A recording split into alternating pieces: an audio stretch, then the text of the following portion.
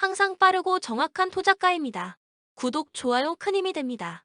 본 영상은 초안 프리뷰 영상입니다. 참고만 하시길 바랍니다. 조합픽 또는 추천픽은 최종 분석 후 가족방 또는 정보방에서 무료로 공유해드립니다. 많은 참여 바랍니다. 스포츠 분석 토작가 레드불 잘츠부르크 리그와 유럽 대항전에서 모두 순항하고 있는 상황. 밀란이 이미 첼시에게 연패를 당한 상황이기 때문에 16강 진출에는 다소 유리한 고지를 점하고 있다. 잘츠부르크는 이미 포터 감독의 첼시전에서 1-1 무승부를 거두면서 만만치 않은 전력임을 과시한 바 있다. 특유의 전방위적인 압박으로 상대를 당황시키는데 능한 모습을 보여주었는데 수비진의 집중력이 떨어진 틈을 타 오카포의 순간적인 침투가 빛을 발하기도 했다. 다만 주력 선수들의 부상 이탈이 매우 심한 상황. 특히 수비 선수들인 오코와 주장 울머가 모두 부상으로 빠지면서 수비라인의 개편은 필수인 상황이 되고 말았다. 데디치 파블로비치 조합으로 경기를 치르고 있기는 한데 이 두 선수가 모두 20대 초반이라 수비진을 전반적으로 리딩하는 능력은 주전 멤버들보다 떨어진다는 것이다. 첼시 직전 메뉴와 무승부를 거두었다. 8경기 무패 행진을 이어가는 중인데 이번 경기에서는 주전들의 체력 부담이 나름대로 있는 상황일 가능성이 있다. 휴식일이 2일밖에 주어지지 않았고 이전 경기의 중요성도 상당히 컸던 터라 나름대로 주력들을 다수 사용했기 때문에 주력 선수들을 꽤 뺄 가능성이 있는 상황에서 포터 감독의 전술적인 역량이 꽤 중요해질 전망.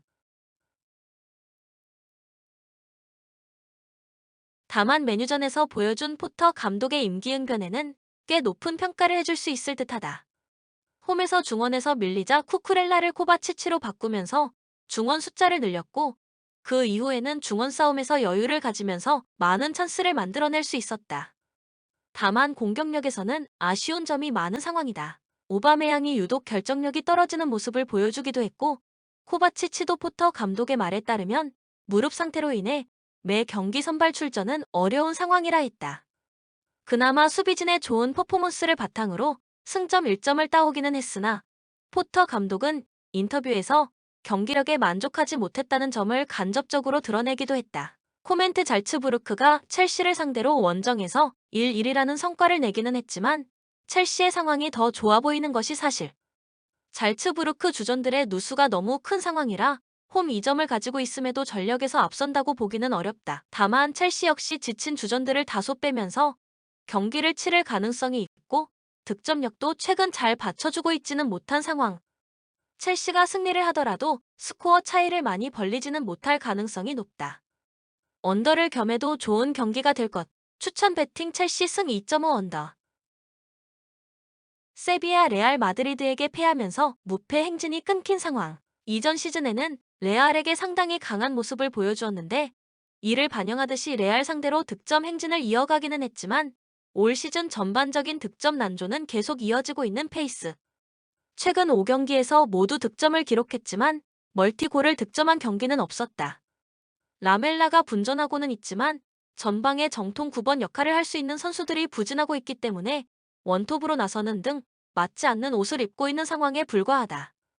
챔스에서도 득점력에서는 난조를 겪고 있는데 올 시즌 챔스에서도 멀티 득점을 성공시킨 경기는 없었다.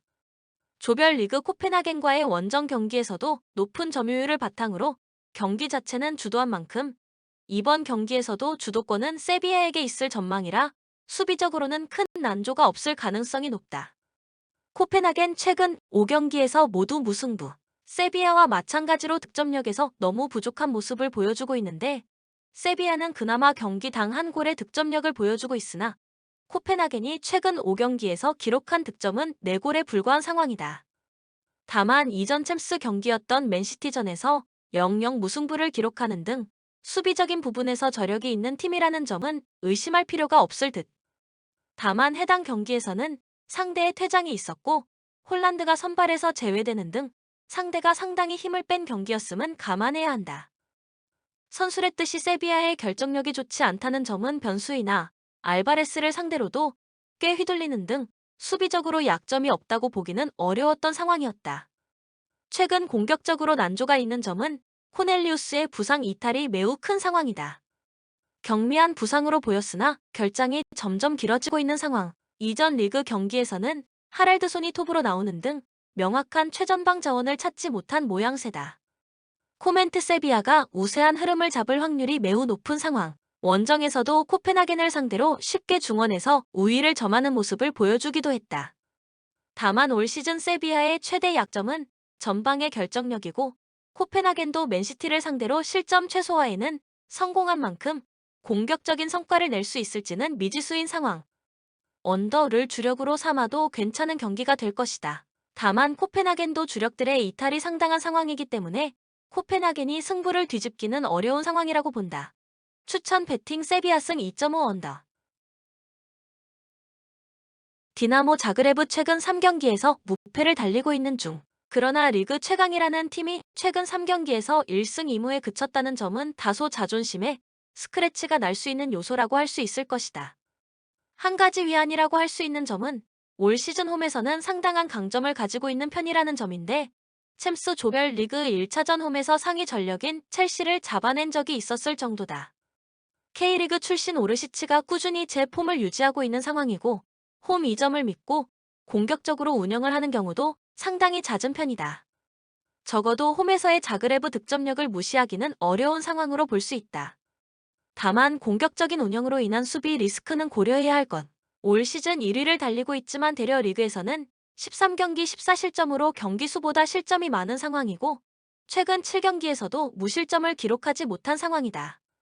공격적으로는 성과를 뚜렷이 낼 수 있을 것으로 보이나 수비적으로는 밀란에게 어려움을 겪을 가능성이 높다. AC 밀란 리그에서는 순항 중. 그러나 챔스에서는 첼시에게 2경기 연속으로 덜미를 잡히는 등 16강 진출에는 확실히 적신호가 켜진 상태다. 한 수 아래 전력이라고 할 수 있는 디나모 자그레브와 잘츠부르크를 모두 잡고 다른 팀들의 결과를 지켜보아야 할 전망.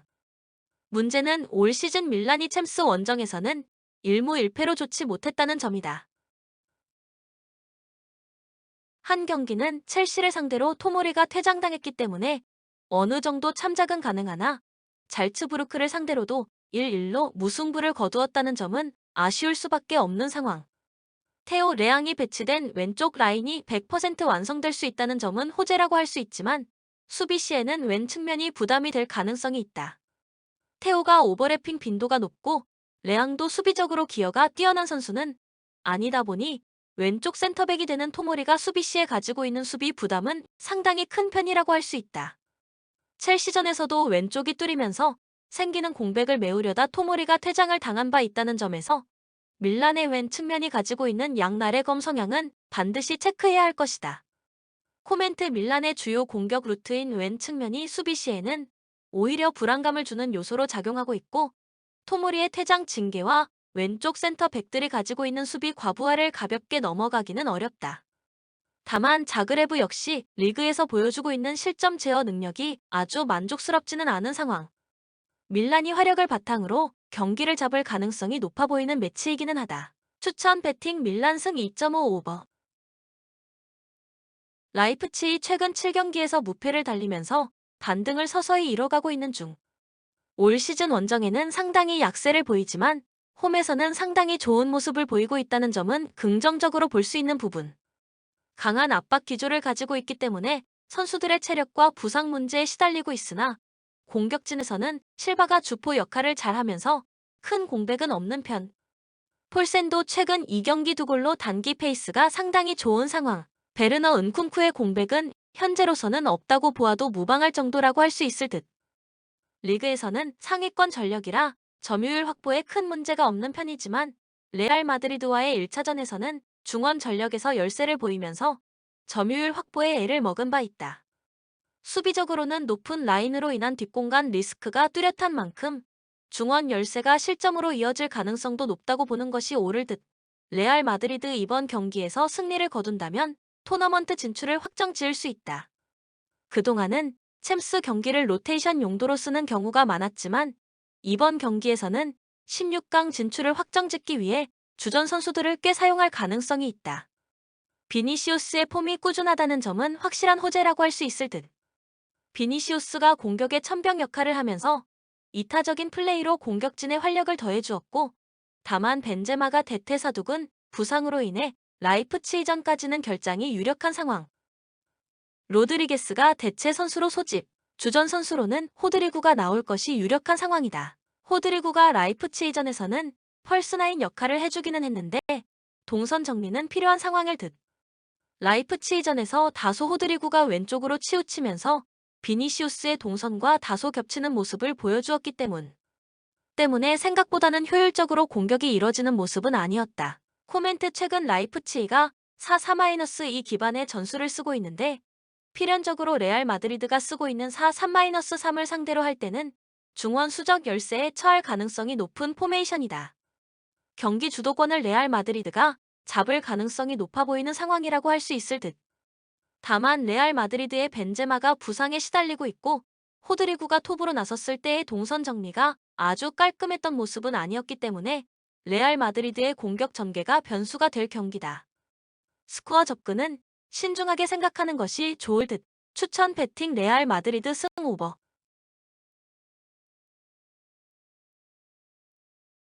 셀틱 리그에서는 여전히 레인저스와 함께 2강을 형성하고 있지만 챔스에서는 별다른 모습을 보여주지 못하고 있는 상황이다. 다만 매치데이 1에서 레알 마드리드를 상대로 초반 분위기를 가져온 장면은 꽤 인상적으로 볼 수 있는 부분이었다.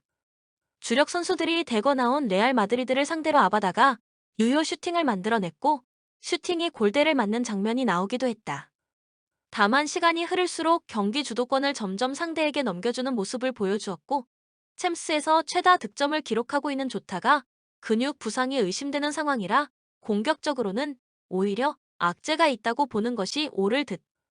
올 시즌 챔스에서 치른 4차례 경기 중 3차례에서 멀티 득점을 허용하고 있는데 챔스에서도 자신들의 플랜인 4-3-3의 점유율 축구를 가동하고 있지만 중앙 싸움에서 밀리는 경우가 많은 데다 높은 라인으로 인한 수비 리스크도 안고 있는 상황이다.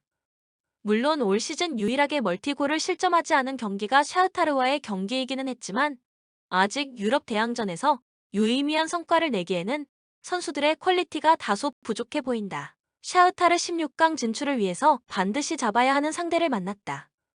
일단 레알 마드리드를 상대로도 1무 1패 2득점 3실점을 기록했을 정도로 어느 정도의 저력을 보여주었던 점은 긍정적인 대목으로 볼 수 있을 것이다.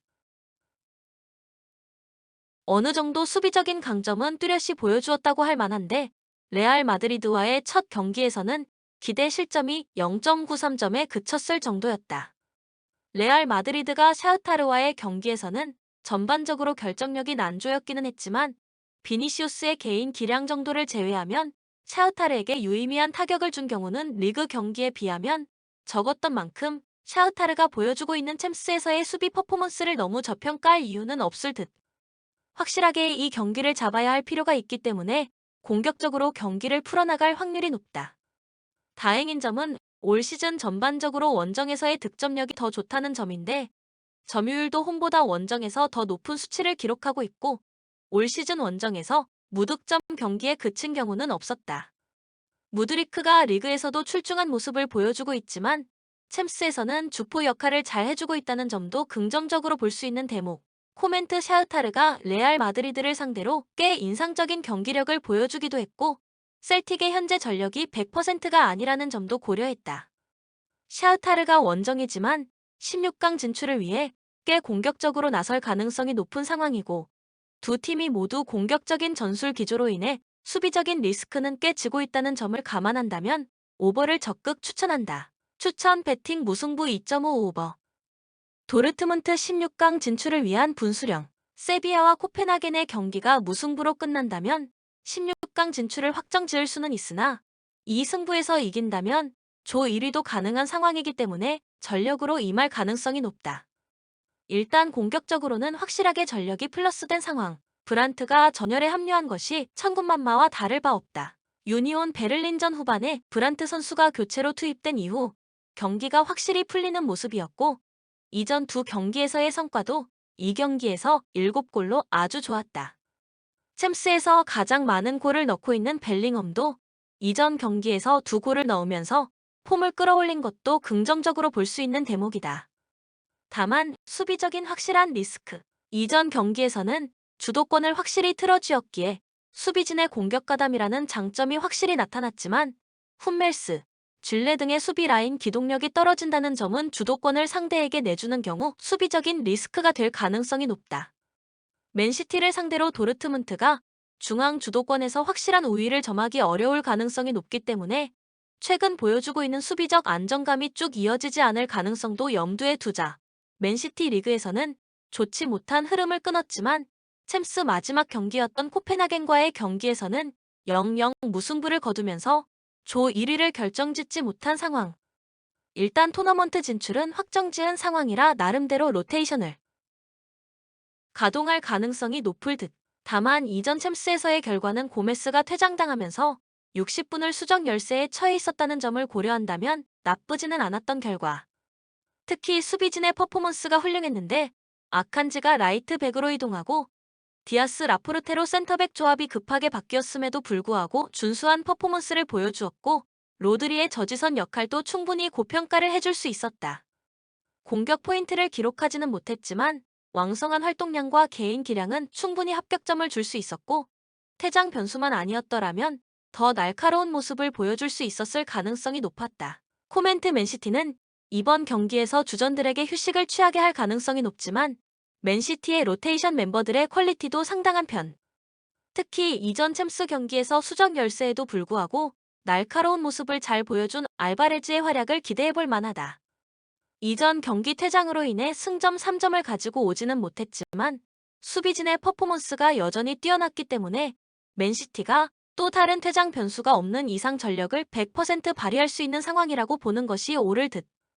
도르트문트 수비진의 고질적인 약점인 기동력도 맨시티가 이용해 볼 수 있는 대목이다. 추천 배팅 맨시티 승 3.5 오버.